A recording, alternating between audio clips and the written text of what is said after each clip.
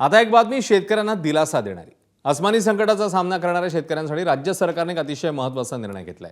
नुकतीच शेतकऱ्यांसाठी अहिल्याबाई होळकर शेतकरी कर्जमाफी योजनेची घोषणा झाल्यावर आता 2017 आणि 19 मधील कर्जमाफीच्या वेळी लाभ न मिळालेल्या शेतकऱ्यांनाही कर्जमाफीचा लाभ दिला जाणार आहे।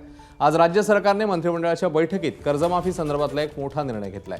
तसंच या कर्जमाफीच्या सुमारे 1200 कोटी रुपयांची तरतूद करण्यात आली आहे।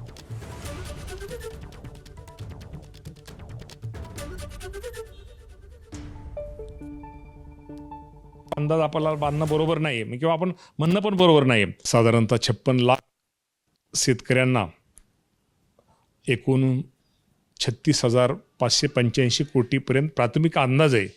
एवढी कर्जमाफीची रक्कम याचा लाभ या राज्यातल्या माझ्या 56 लाख शेतकऱ्यांना होतोय आणि त्यांनी तो निर्णय घेतलेला आहे। शेतामध्ये असताना त्यांनी जे पीक घेतलंय त्यामध्ये कमी उत्पादन आलेलं आहे, गारपीट, अति पाऊस, दुष्काळ यामुळे निश्चित प्रकारे जो शेतामध्ये पीक घेतलेला बाजारभाव योग्य प्रकारचा बाजारभाव मिळालेला नाही, त्या अडचणीत आलेल्या शेतकऱ्याला काहीतरी मदत केली पाहिजे या भावनेनं या राज्याचे मुख्यमंत्री देवेंद्रभाऊ फडणवीस यांनी हा निर्णय आपल्या शेतकऱ्यांसाठी निश्चित प्रकारे घेतलेला आहे। एबीपी माझा, उघडा डोळे बघा नीट।